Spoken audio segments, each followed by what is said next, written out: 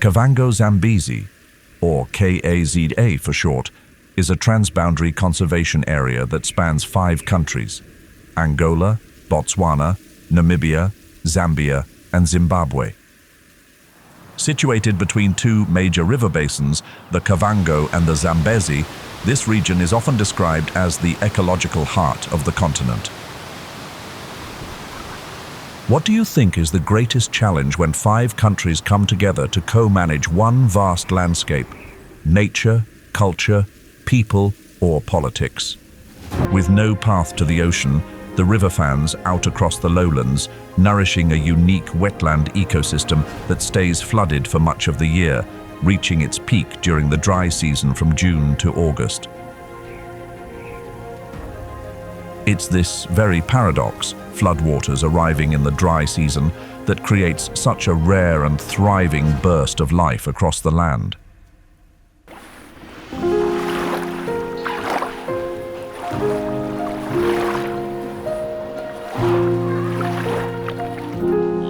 In Kaza, the climate is predominantly tropical, with 2 distinct seasons: the rainy season from November to April, and the dry season from May to October.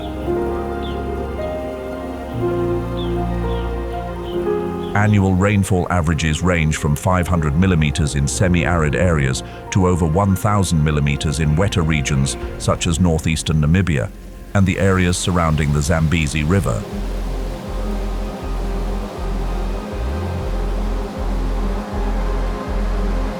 That variation plays a vital role in nurturing layered life systems, allowing Kaza to retain the vibrant richness of one of the most biologically diverse regions on Earth. According to the latest statistics from 2024, this area is home to more than 197 mammal species, over 600 recorded bird species, 128 reptile species, 50 amphibian species, and more than 3,000 plant species, around 100 of which are found nowhere else in the world.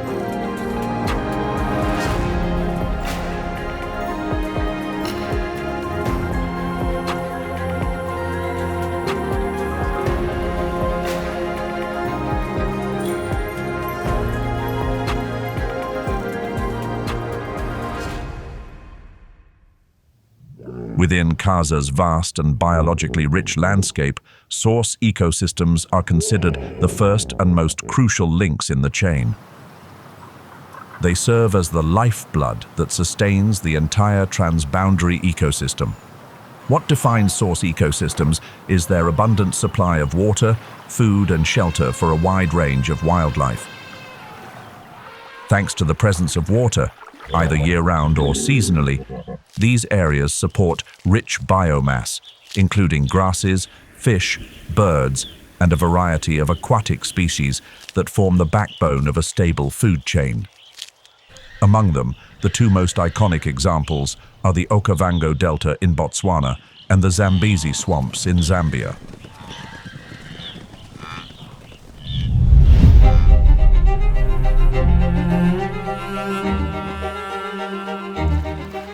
Water from the Angolan highlands flows southward, then comes to a sudden halt in the heart of Botswana, where the sunken terrain captures the entire flow, forming the Okavango Delta, the largest inland delta in the world. With no outlet to the sea, these waters spread out like a lifeline through the Kalahari Desert, creating one of the most unique and vibrant wetland ecosystems in all of Africa. Each year, during the dry season from June to August, waters from far upstream finally reach the delta. At a time when most of southern Africa is parched, the Okavango enters its peak flooding season, a paradox of nature, yet the very key to the abundance of life found here. More than 1,300 plant species, over 480 bird species, and 122 mammal species all coexist within this delta.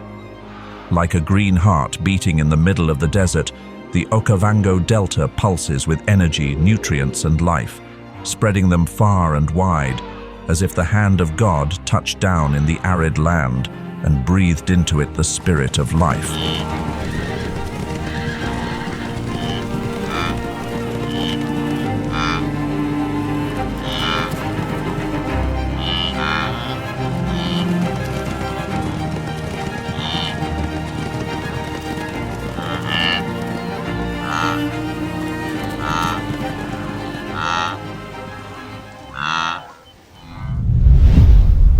As waters from the Angolan highlands flow into the Okavango Delta, they awaken a remarkable creature, the hippopotamus.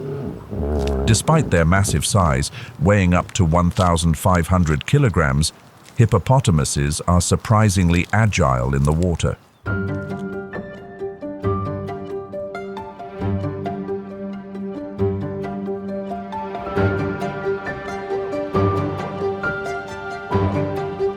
Of millions of years ago.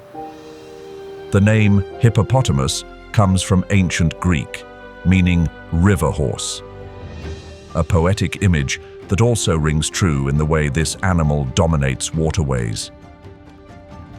In the Okavango Delta, where floodwaters arrive between June and August and saturate the lowlands, hippopotamuses live in small groups, spending nearly the entire day submerged to keep their body temperature steady, only emerging at night to graze.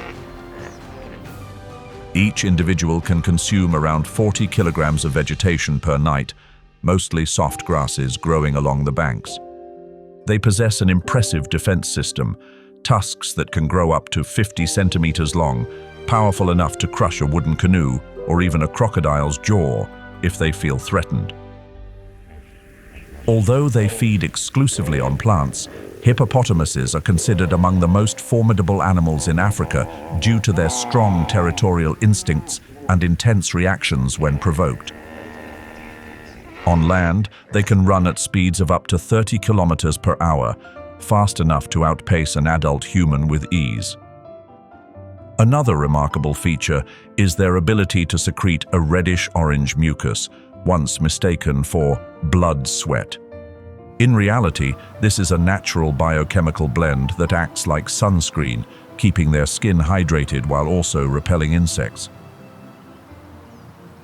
Thanks to this built-in protection, they can withstand the intense sunlight of semi-arid regions like Botswana, where daytime temperatures during the dry season often rise above 35 degrees Celsius.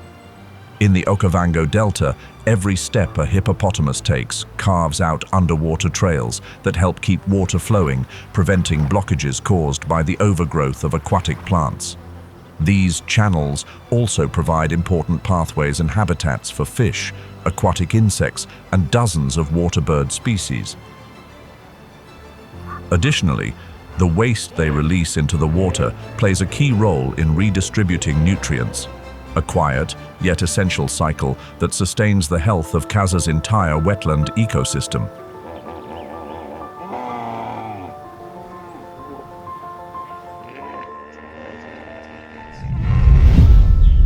Amid the water-soaked rhythms of the Okavango Delta, Africa's largest hornbill makes a quiet yet striking appearance, the southern ground hornbill.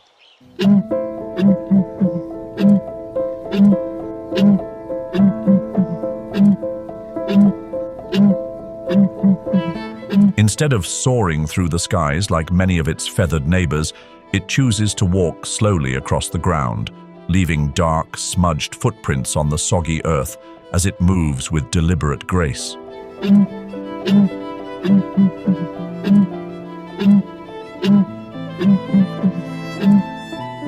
The southern ground hornbill leaves a lasting impression with its size, standing up to 130 centimeters tall and boasting a wingspan of over 1.8 meters. Its plumage is a sleek, velvety black with piercing yellow eyes and a vivid red throat pouch that looks like a bold brushstroke against the savanna backdrop. Males display a fully red pouch, while females are marked by a splash of bluish-purple at the throat, a natural marker that makes it possible to tell them apart even from a distance. They live in small family groups, usually made up of a dominant breeding pair and several other individuals who help raise the young. Such a group may claim a territory as large as 100 square kilometers, a surprisingly vast range for a bird that hunts primarily on foot. Southern ground hornbills are carnivorous, specializing in hunting large insects, small reptiles, amphibians, and even young rodents. Their long, powerful bill serves as their main tool, doubling as a weapon and a versatile instrument for stabbing, flipping, and cutting into prey. They don't hunt alone. As they move, the entire group spreads out in a neat line, walking side by side across the grassland like a sweeping black wave in search of prey. And when an intruder enters their territory, they let out deep, booming calls, sounds so resonant they're sometimes mistaken for a lion's roar. It's a voice that carries far across the savannah, a powerful declaration of ownership. Even so, the journey of survival for this bird is far from easy. With a slow reproductive cycle, the southern ground hornbill lays eggs only once every 2 years, and typically only one of the 2 chicks survives to adulthood. Thanks to its intact savanna systems and protected areas linked by wildlife corridors, Kaza is considered one of the last remaining strongholds for this species in the wild.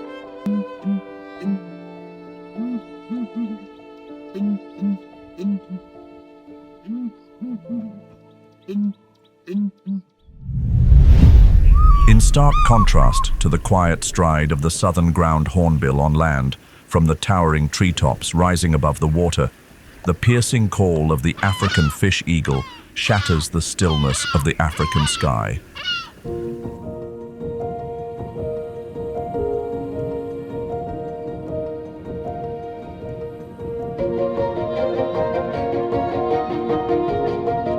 In many African cultures, it stands as a symbol of power, freedom, and connection to the spiritual world. Zambia, Zimbabwe, and South Sudan have all chosen this bird as their national emblem, honoring its spirit of resilience and unwavering strength in the face of challenge. This bird mates for life.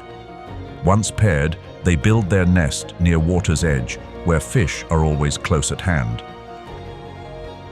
Their nests can span up to 2 meters across and reach 1.2 meters deep, often reused for many years and gradually expanded over time, much like a traditional ancestral home passed down through generations. The breeding season usually begins when water levels drop during the dry months, from June to October, a time when fish are concentrated in shrinking pools and easier to catch. The African fish eagle's hunting technique is a refined blend of sharp-eyed precision and lightning-fast strikes. It often perches silently on a high branch near the water's edge, its piercing gaze locked onto every glimmer and flicker beneath the surface. When it spots its prey, usually a fish weighing between 100 grams and 1.5 kilograms, it dives with talons spread wide, piercing the water's surface in a split second. Each foot is equipped with tiny horn-like spines that grip the slippery fish with ease. More than once, it shows a flair for convenience by snatching food from other birds like the great cormorant or the Goliath heron, a behavior well known in the world of raptors. This species does not migrate long distances. Instead, it follows the flow of water, shifting its home range within dozens to several hundred kilometers to adapt to changing hydrological conditions. In the Okavango Delta, where flooding occurs year-round and peaks during the dry season, the African fish eagle population remains stable and thriving. According to the latest 2024 data from BirdLife International, the estimated number of mature individuals is around 300,000 across sub-Saharan Africa, with the Kaza region holding the highest population density thanks to its relatively well-protected wetland ecosystems.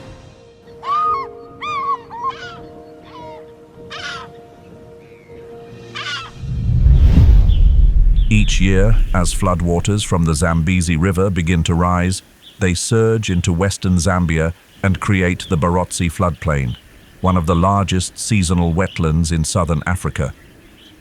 At peak flood, the inundated area can exceed 10,000 square kilometers, transforming the plain into a vast, shimmering sheet of water. This is one of Kaza's most iconic source ecosystems, where water orchestrates life, driving a dynamic and seasonally renewed biological chain. From December to June, when water levels reach their peak, the Barotse floodplain becomes a prime breeding ground for fish and aquatic life. As the waters recede, nutrient-rich silt left behind on the dry grasslands creates perfect conditions for tens of thousands of grazing animals to return. The bird life here is also remarkably diverse, with over 300 species recorded, making birdwatching an ideal activity. More than 30,000 blue wildebeest migrate through the area, forming the second largest antelope migration in all of Africa.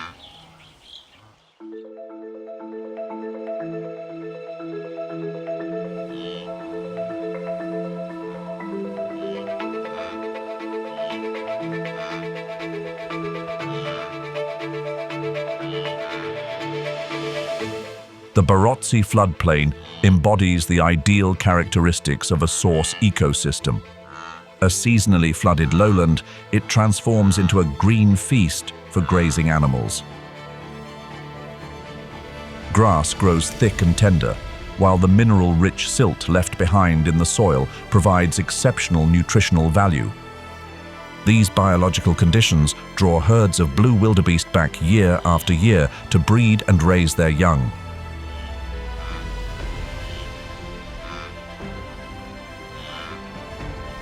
An adult blue wildebeest can weigh up to 270 kilograms, stretch nearly 2.4 meters in length, and stand as tall as 1.4 meters at the shoulder, cloaked in a dark grey coat with a pale bluish sheen, like morning mist clinging to the plains. Both males and females bear outward curving horns, serving as vital tools of defense in the wild, where every day is a quiet battle between survival and surrender. Blue wildebeest primarily feed on short grasses. An average individual can consume between 4 to 6 kilograms of grass each day. But rather than depleting resources, their grazing behavior actually helps vegetation grow more evenly. By nibbling on tender grass shoots, they prevent certain plant species from overgrowing, while also allowing sunlight and water to reach the soil, creating ideal conditions for new grasses to regenerate. In this quiet way, the species helps sustain the vital cycle of life across the entire ecosystem.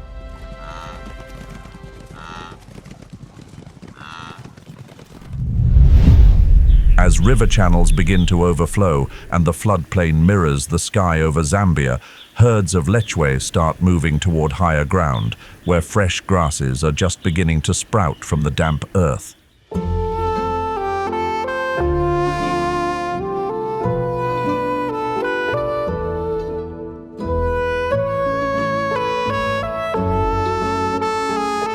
There's no jostling, no thunderous stampede, but their migration is no less urgent. It's a quiet, purposeful journey that stretches the thread of life through the rising rhythm of the flood cycle. The survival instincts of the Lechwe are deeply intertwined with the very environment they inhabit: muddy plains, shallow marshes, and waterlogged grasslands. Their bodies are perfectly adapted to this terrain.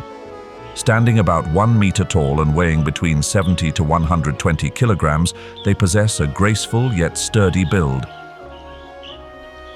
Males carry long, curved horns reaching up to 92 centimeters, a symbol of both dominance and duty during the breeding season.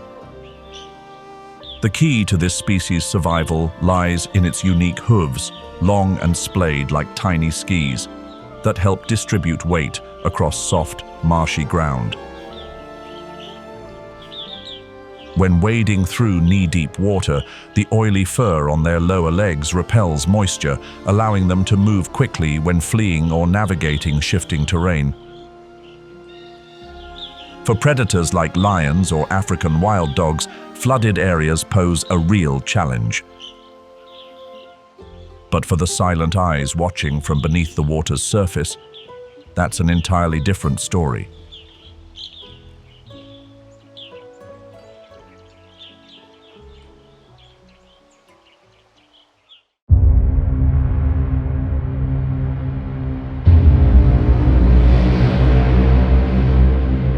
The Nile crocodile lies hidden beneath mud and reeds, an ancient figure, still and watchful, yet brimming with silent menace. It is the largest reptile in Africa and one of the most formidable apex predators in the modern animal kingdom. Each time the waters recede, herds of antelope, zebra, and buffalo move into the floodplains in search of fresh grass.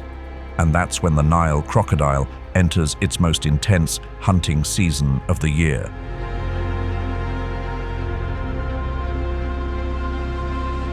Measuring between 3.5 to 5 meters in length and weighing up to 750 kilograms, its body is like a biological tank, engineered for patience, stealth, and sudden bursts of power.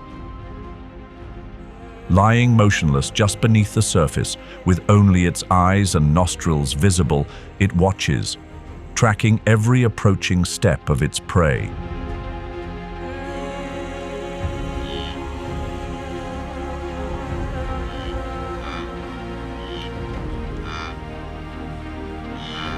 Its dark olive to grey-brown skin blends seamlessly into the muddy backdrop of the Barotse wetlands.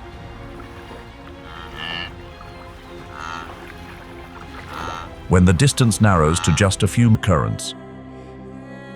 After a large feast, a long, slow digestion process begins. Inside its stomach, where the acid is so potent it can dissolve bone, the prey is broken down almost entirely, leaving behind little trace of the hunt that came before. In the Barotse floodplain, every step toward the water's edge is a gamble. Within this seemingly gentle landscape, the line between life and loss is drawn by a single snap and the beat of a heart.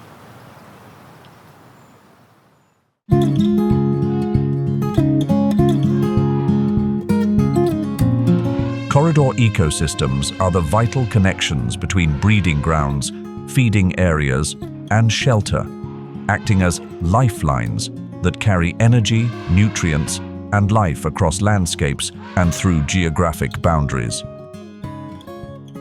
Within this network, the Caprivi Strip in northeastern Namibia serves as a central ecological crossroads, where 4 major rivers, Zambezi, Kwando, Linyanti, and Chobe, intersect.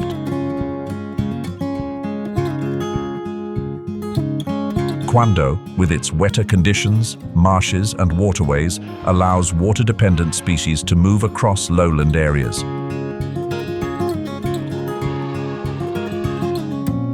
Meanwhile, the Kaudum-Ngamaland corridor stretches through drier terrain, linking the Kalahari forests to the Okavango Delta, creating seasonal pathways for species adapted to semi-arid environments.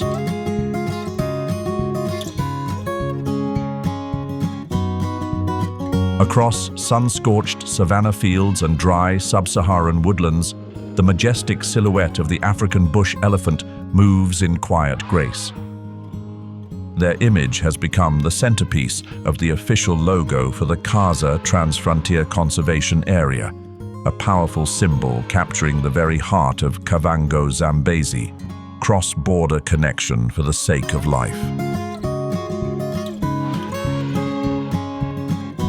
With the ability to travel hundreds of kilometers each year through corridor ecosystems, African bush elephants rely on these ecological pathways to link their breeding grounds, feeding areas, and resting habitats. But that journey is no longer as easy as it once was. Weather patterns have grown increasingly unpredictable. Familiar water sources are no longer as abundant. Yet, guided by a deep-rooted memory passed down through generations, herds of African elephants still follow ancient trails, invisible paths that link ecosystems across the entire Kaza landscape. Standing up to 4 meters tall and weighing as much as 10 tons, the African bush elephant is the largest land-dwelling animal on Earth. Yet behind that towering frame lies an intricate nervous system, allowing them to communicate through infrasound, low-frequency vocalizations that can travel up to 5 kilometers through the ground. These sounds help them stay in touch with distant herds, warn of threats, or seek out potential mates. Their remarkable memory acts as a living map, guiding them through years of drought, wildfires, shifting rivers, and even conflict, helping them navigate a changing world with quiet resilience. The matriarchal social structure of this species plays a vital role in helping them adapt to environmental changes. Herds are typically made up of females and their young, led by the oldest female, an individual who holds the most memory of safe routes and seasonal water sources. As males reach maturity, they leave the herd to live alone or form small bachelor groups, sometimes traveling alongside female herds in search of mating opportunities. The survival of the African elephant stems not only from its perfectly adapted body, heat-dissipating ears, a skillful trunk, powerful tusks, but also from its flexibility in biological strategy. During the dry season, they dig for underground water with their tusks, break trees, and bring down branches, often unintentionally creating resources for other species. Their dung disperses seeds. Their movement cuts paths through dense forests. From an ecological perspective, they are the ecosystem architects of Africa's drylands, shaping the landscape for countless other forms of life.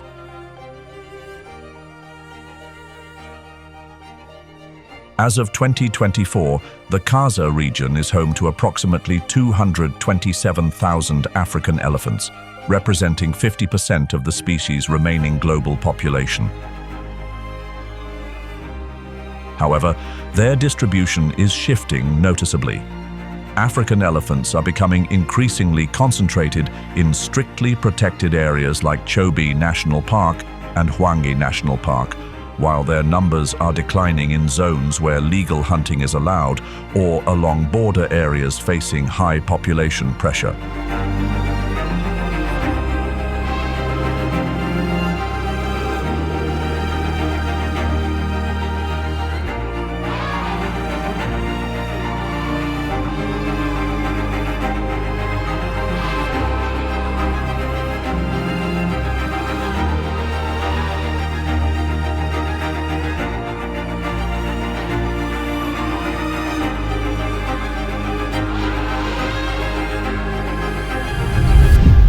Amid the dry forests and open grasslands that weave together Angola, Namibia, and Botswana, the Angolan giraffe stands tall, like a living backbone of the ecosystem. According to the Giraffe Conservation Foundation, over 10% of Africa's total giraffe population lives within the Kaza region, including 2 subspecies, the Angolan giraffe and the South African giraffe.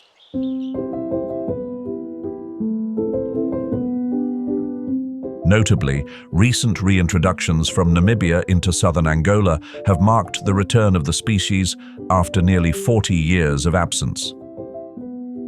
Each Angolan giraffe carries a unique coat pattern, like a human fingerprint, allowing researchers to identify individuals in population studies.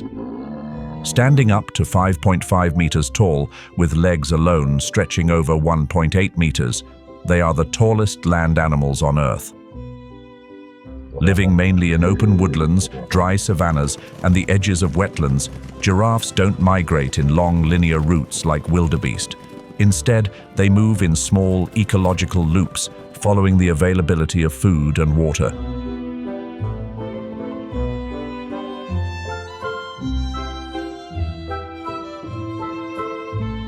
During the dry season, when low-lying grasses become scarce, their ability to reach high tree canopies gives them a clear advantage. Interestingly, the relationship between giraffes and African bush elephants within corridor ecosystems goes beyond simply sharing space. It's a subtle, indirect form of mutual support. As elephants break large trees and snap branches to reach the canopy, they open up patches of sunlight in the forest, encouraging the growth of shrubs and young shoots in the mid-layer. That just happens to be the ideal feeding height for giraffes, especially during the post-rain season when acacia trees begin to regenerate. This relationship is a vivid example of ecological balance in action, a system where nature fine-tunes itself without the need for human intervention. Angolan giraffes breed year-round, though peak births typically occur toward the end of the rainy season. After a gestation period of about 15 months, the newborn calf enters the world with a dramatic drop, falling from a height of over 1.5 meters. It's a natural, necessary tumble that kick-starts the lungs and awakens the respiratory system. Unlike most hoofed animals, giraffes do not experience deep sleep. They rest in brief intervals, usually no more than 30 minutes a day, as extended sleep would make them an easy target for predators. Still, their sharp awareness and wide field of vision from towering heights allow them to detect danger from far away. Giraffes typically move at a leisurely pace, but when necessary they can sprint up to 60 kilometers per hour in short bursts. A kick from a giraffe's hind legs is one of the most powerful defensive moves in the herbivore world, strong enough to seriously injure a lion. In the arid stretches of the Kwando and Kaudum-Ngamiland corridors, the African wild dog still holds its ground. Kaza is estimated to support around 25% of the global population of African wild dogs. They live in packs, ranging from 5 to 20 individuals, led by a dominant breeding pair, the alpha male and alpha female. Unlike many pack-structured species where males dominate dispersal, in wild dogs, it's the females who leave their birth pack upon reaching maturity, helping prevent inbreeding and promoting genetic diversity across populations. The hunting behavior of the African wild dog is considered one of the most efficient strategies in nature, with a success rate of up to 80%. Significantly higher than that of lions, which achieve only about 25 to 30%, according to data from the African Predator Research Initiative in 2024. They typically hunt in the early morning or late afternoon, when cooler temperatures and low light make prey easier to spot. Their primary targets are medium-sized antelope species such as impala, red lechwe, or young wildebeest. A distinctive anatomical feature of the African wild dog is that it has only 4 toes on each foot, unlike other canids which have 5, an adaptation that optimizes speed and endurance. Capable of reaching speeds up to 70 kilometers per hour, they hunt with remarkable coordination, forming a crescent-shaped formation to split prey herds, then focusing their efforts on a weaker or isolated individual. A single bite to a hind leg is often enough to bring the unlucky prey to a halt. And in just a few short seconds, the pack surrounds it, tearing it apart piece by piece, while skillfully avoiding collision with one another. There are no roars, no displays of triumph. African wild dogs eat quickly, quietly, and fairly. Every member of the pack, including pups and the injured, gets a share.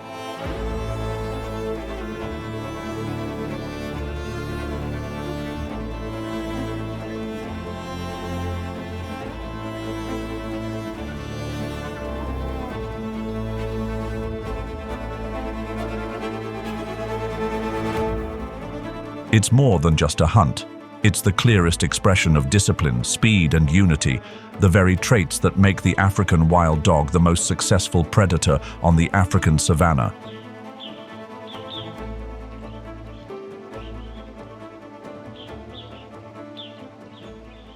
amid the harsh terrain where sun-scorched savannas stretch endlessly and dry woodlands whisper in the hot winds of southern Kavango-Zambezi. This is where a large, intelligent creature asserts its place each day. The Chakma baboon, the largest baboon species in Africa.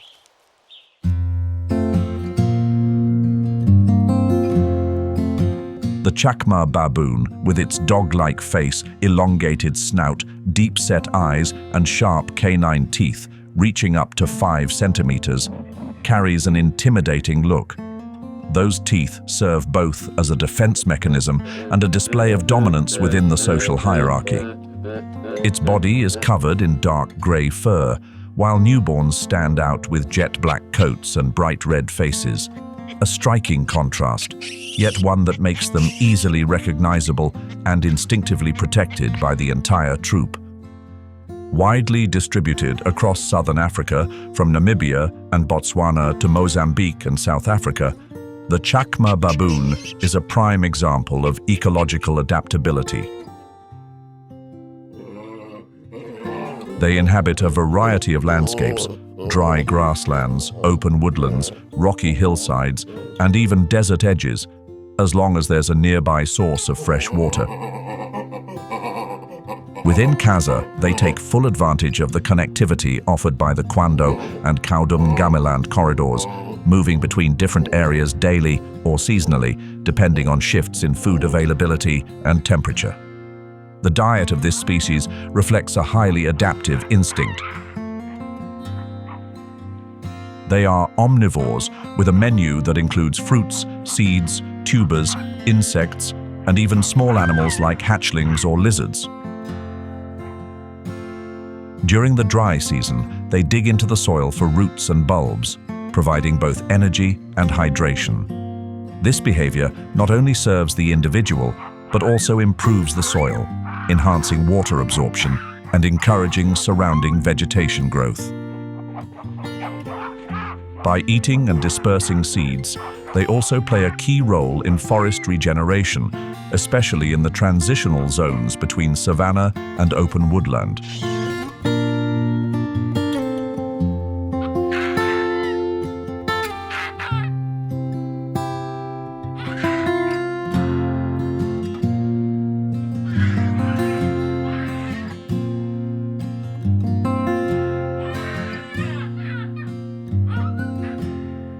Lower than that of the African wild dog, lions make up for it by taking down larger prey and efficiently sharing the reward through their strong, pride-based social structure.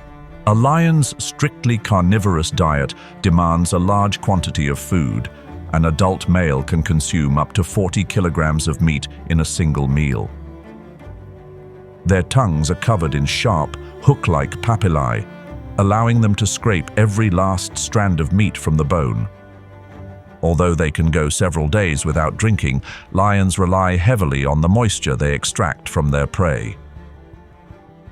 Each meal, therefore, serves not only as a source of energy, but also as a critical lifeline during the long, dry season.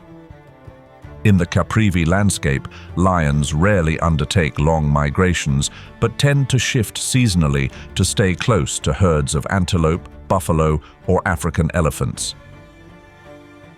In addition to their iconic roar, capable of traveling up to 8 kilometers, lions are the only members of the Felidae family known to roar in chorus, creating a territorial symphony when night falls. The entire pride joins in, from dominant males to young cubs, forming a communal signal that not only asserts ownership of their range, but also reinforces social bonds across a vast landscape. Yet strength and adaptability do not exempt lions from the risk of extinction. Despite being apex predators, they are being pushed to the brink by habitat loss, conflict with livestock farming, retaliatory killings, and illegal trade. The International Union for Conservation of Nature currently lists lions as vulnerable, and estimates suggest the species has lost over 40% of its wild population in just the past 3 decades.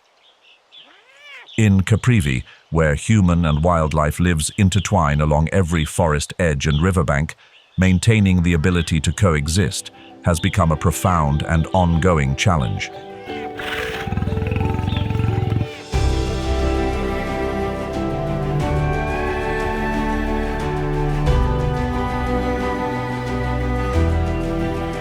Across the damp red earth of the Caprivi Strip, herds of plains zebra move slowly through sun-drenched grasslands.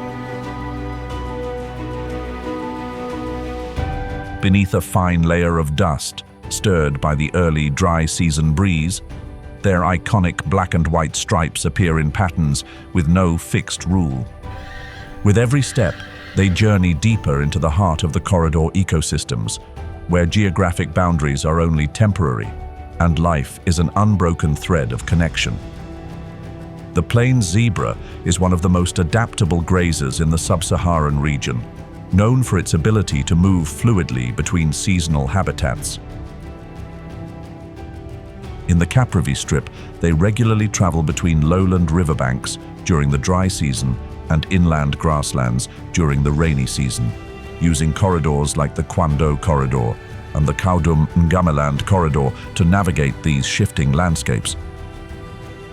Although they sometimes migrate alongside blue wildebeest, zebras are not tightly bound to the same long-range migration cycles. They tend to be semi-nomadic, responding quickly to local changes in grass and water availability. Thanks to a non-selective digestive system, zebras can feed on a wide variety of grasses, even tougher stems and leaves during the dry season, allowing the herd to maintain energy even when food becomes scarce. In the Caprivi Strip, where the landscape remains relatively connected and less fragmented, plains zebras continue to play a vital role both ecologically and economically. They are among the most beloved species for visitors on cross-border safaris and contribute meaningfully to community-based ecotourism programs, an approach being implemented in buffer zones like the Caprivi Conservancies.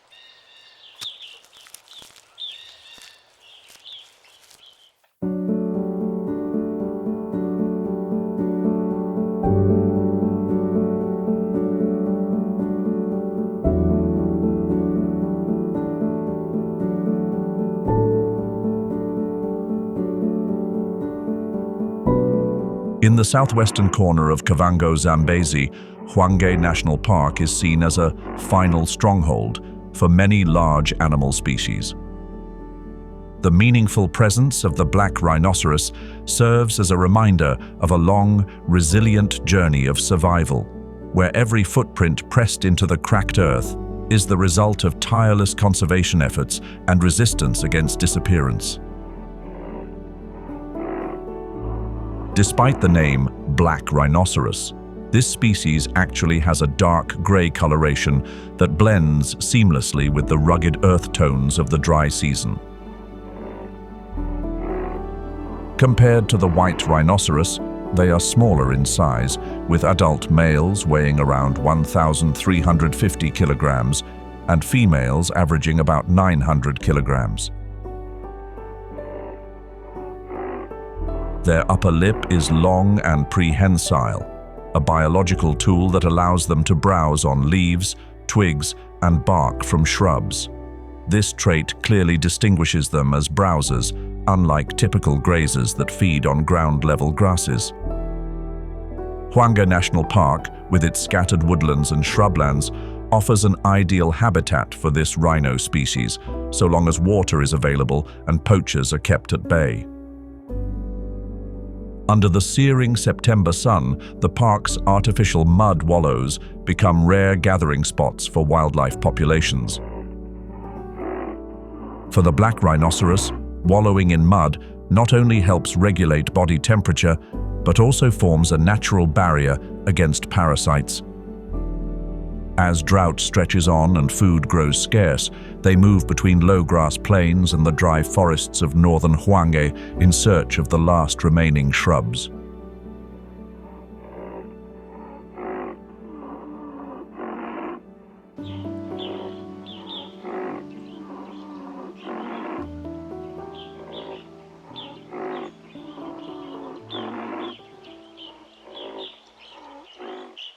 Just like the black rhinoceros, a guardian of vegetation structure, the roan antelope stands as a symbol of quiet resilience in the savanna. As the dry season sweeps in, water recedes and grasses fade, yet one of Africa's largest antelope species holds its ground, steadfast among sun-scorched grasslands and open woodlands. In Hwange National Park, this antelope species primarily inhabits shrub-dotted savannas where tall grasses and reliable water sources are present. Though they don't migrate long distances, they move widely within their home range to access food and water. Their diet mainly consists of grasses, but when necessary, they will also browse on leaves. A flexible feeding strategy that helps maintain their nutrition during times of scarcity. In the world of the roan antelope, reproduction isn't a race for numbers. It's a strategy rooted in deep investment in quality. Each female typically gives birth to a single calf after a gestation period of about 9 months, usually timed for the end of the rainy season, when lush vegetation ensures an abundant food supply for both mother and young. Right after giving birth, the mother doesn't immediately lead her calf back to the herd. Instead, she hides the newborn in dense thickets for the first few weeks of life. During this time, she returns multiple times a day to nurse and protect it, staying alert to any signs of danger. This is the most vulnerable stage, when the calf is still unable to run fast or defend itself, and predators need only the slightest opening to strike.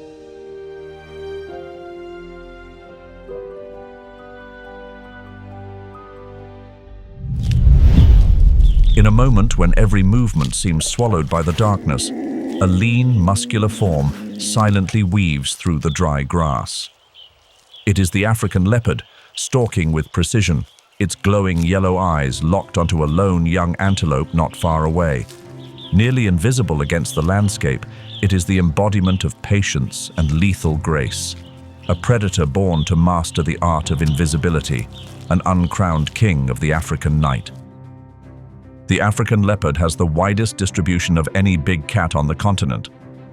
From the dense rainforests of Central Africa to the dry savannas of southern Zimbabwe, they inhabit nearly every type of environment, as long as there is adequate cover and prey. At Hwange National Park, the largest national park in Zimbabwe with a seasonally dry ecosystem, leopards maintain a steady presence, though they are rarely seen. Population estimates suggest an average density ranging from 3.5 to 7 individuals per 100 square kilometers, depending on vegetation cover and prey availability. With exceptional night vision, leopards do most of their hunting under the cover of darkness. They often move along narrow animal-made trails, reading shifts in wind and sound to pinpoint their prey.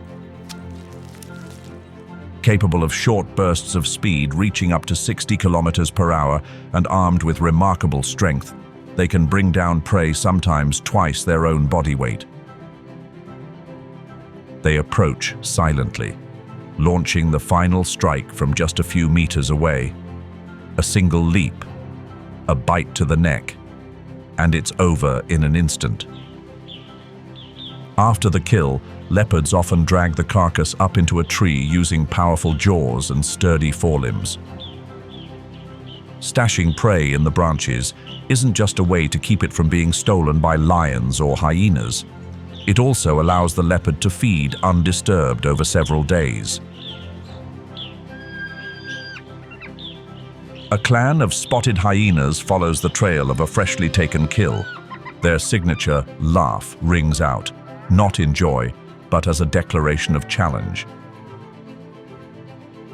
As the largest and most widespread member of the Hyenidae family, the spotted hyena boasts a remarkable biological design, a powerful jaw capable of delivering a bite force of up to 758.42 newtons per square centimeter, more than 40% stronger than that of the African leopard.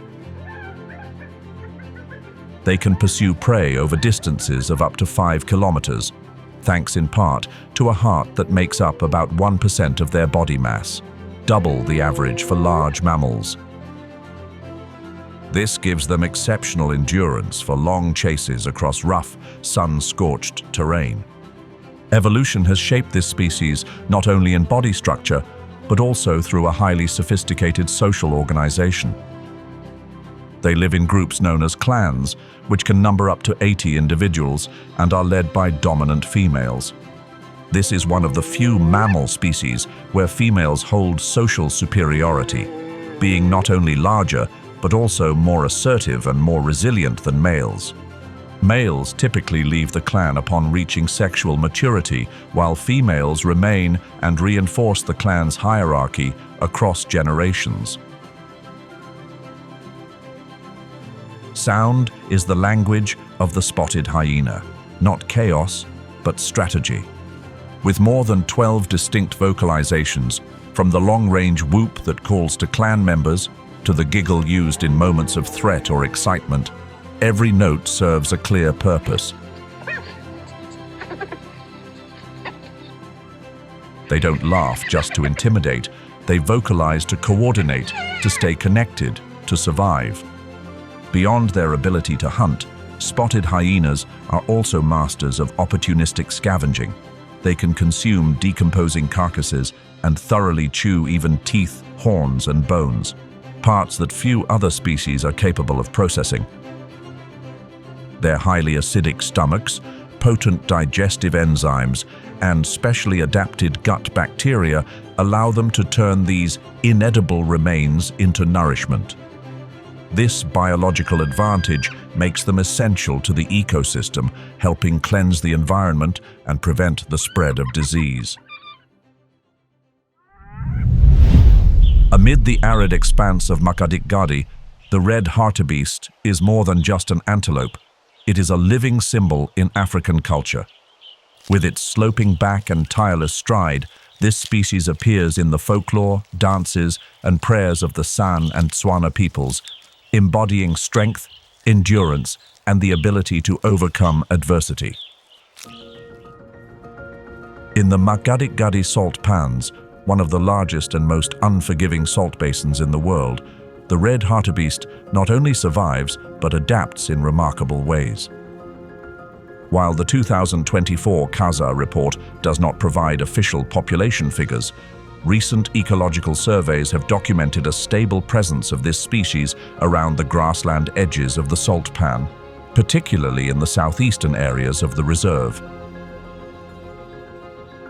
Unlike many water-dependent grazers, the hartebeest can regulate its hydration needs, surviving for extended periods without direct access to surface water, as long as it can draw moisture from fresh grasses. Its habit of feeding on coarse, tall, and non-selective grasses allows it to thrive in habitats often overlooked by species like impala or springbok. This behavior helps reduce interspecies competition and plays a key role in setting the pace for post-fire vegetation recovery. Hartebeest graze first, stimulating the growth of new grass, which then paves the way for more selective grazers to follow. The hartebeest's ability to sense danger relies heavily on its keen sense of smell and hearing, as its vision is relatively weak. This makes them most active at dawn and dusk, times when predators like lions or wild dogs are less likely to launch direct attacks. When a threat is detected, the entire herd may respond in unison, moving against the wind while maintaining a tight formation that protects the young at the center. The red hartebeest is not only prey for apex predators, but also a key target in persistence hunting practices carried out by some indigenous communities. Although protected in core areas like Etosha and Naxaipan, hartebeest populations in Makgadikgadi still face threats from reduced conservation enforcement and uncontrolled grass harvesting in buffer zones.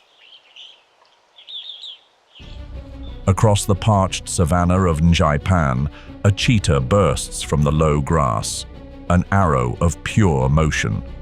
No roar, only the deadly silence of unmatched speed. The cheetah is the only species in the genus Acinonyx, distinguished by unique anatomical features, including an exceptionally flexible spine, long legs, a deep chest, and notably, semi-retractable claws that enhance traction for explosive sprints. Under ideal conditions, an adult cheetah can reach speeds of up to 112 kilometers per hour, accelerating from 0 to 72 kilometers per hour in just 2.5 seconds, making it the fastest land animal on Earth. Their pale yellow coat, covered in evenly spaced black spots, allows cheetahs to blend effortlessly into the dry savanna.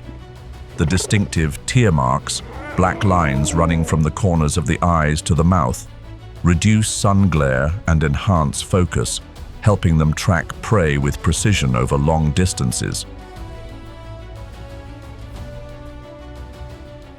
Cheetahs rely primarily on vision to identify targets, typically medium-sized antelope such as impala or steenbok, which tend to roam alone during the dry season and gather near the few remaining water sources.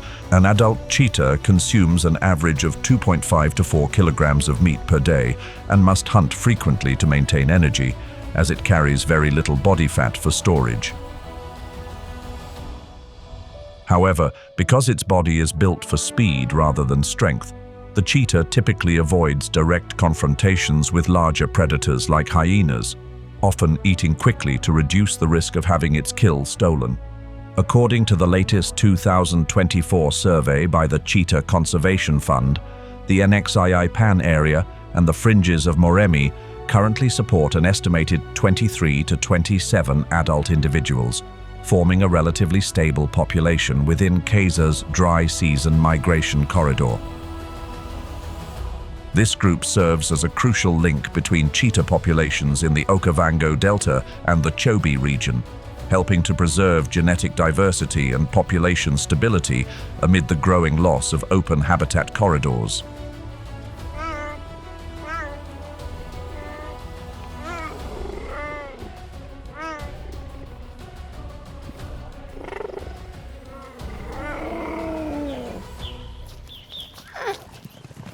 As heavy clouds drift slowly across the northeastern Namibian sky, the ground trembles beneath the weight of a creature both revered and cautiously respected. It is the African buffalo, the spirit of the Caprivi conservancies and a symbol of untamed strength that has never bowed within the protected wilds of Kaza. Across the seasonally flooded plains, where sunlight pours down on knee-high grasses, herds of buffalo move in silence, like ghostly trains cutting through the wild. Each adult can weigh up to 870 kilograms and stand nearly 1.7 meters tall at the shoulder, with a muscular build and dense frame that give them the appearance of walking fortresses. Their crescent-shaped horns curve thick and wide, fused at the base into a solid bone shield called a boss, an unmistakable feature of one of Africa's most formidable grazing animals. In Caprivi, as of 2024, over 4,200 buffalo have been recorded across grasslands, floodplain forests, and river corridors within the boundaries of community-managed conservancies. Unlike strict protected areas, buffer zones like the Caprivi conservancies allow for controlled human presence, a balanced model in which the buffalo becomes a central figure, embodying the coexistence of people and wildlife. This species doesn't migrate over long distances like wildebeest, but it does shift seasonally following moisture, fresh grass growth, and reliable water sources. Because buffalo need to drink daily, they rarely venture more than a day's journey from rivers or long-standing wetlands. As the dry season tightens its grip, large herds gather around permanent water holes, forming groups of hundreds, sometimes over 1,000 individuals, turning the ground into a living lawnmower, flattening tall grasses and clearing paths for more selective grazers like impala or reedbuck to follow. One of the lesser-known but vital habits in the buffalo's survival strategy is mud wallowing. The layer of mud that coats their skin not only helps regulate body temperature, but also acts as a natural barrier against parasites and soothes minor wounds. A simple yet highly effective form of self-care in the wild.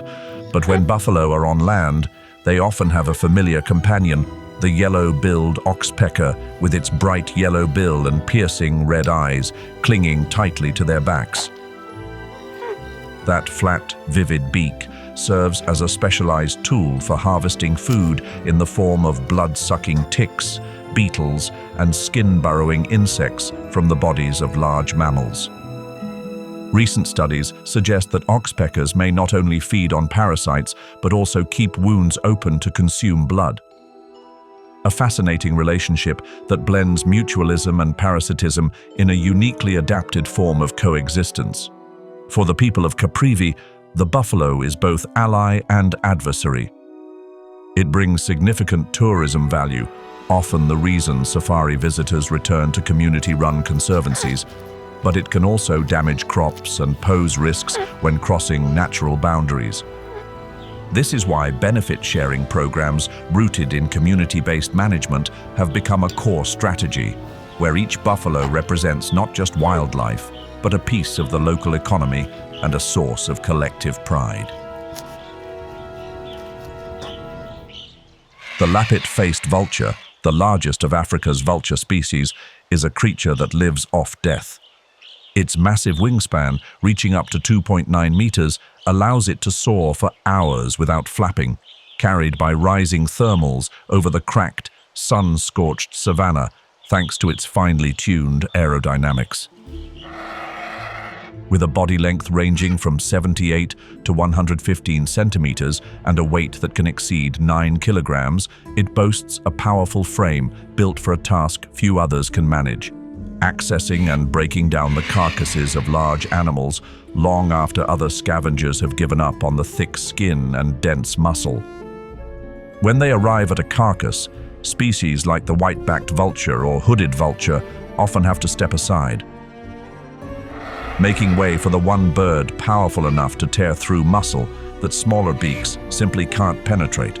Its thick, hooked and robust beak allows the lappet-faced vulture to rip deep into hide, tendons, and even cartilage, an unrefined task, but a crucial one in the ecosystem's recycling chain.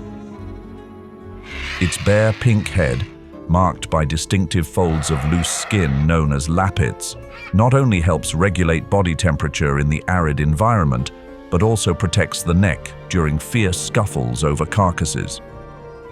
However, unlike many other scavenger birds, the lappet-faced vulture has a poorly developed sense of smell.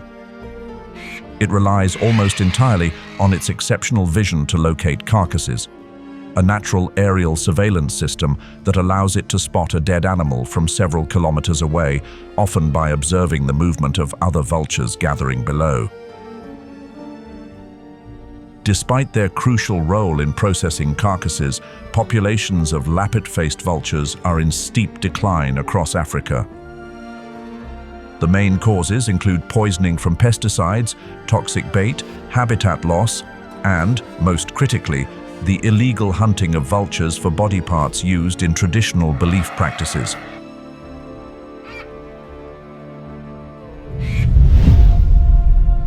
Not only the lappet-faced vulture, but between October 2023 and February 2024, 56 poached African elephant carcasses were discovered in northern Botswana. However, experts believe this number represents only a fraction of the actual toll, raising serious concerns that the region may be emerging as a new poaching hotspot. A recent technical assessment has also revealed a critical gap in monitoring efforts.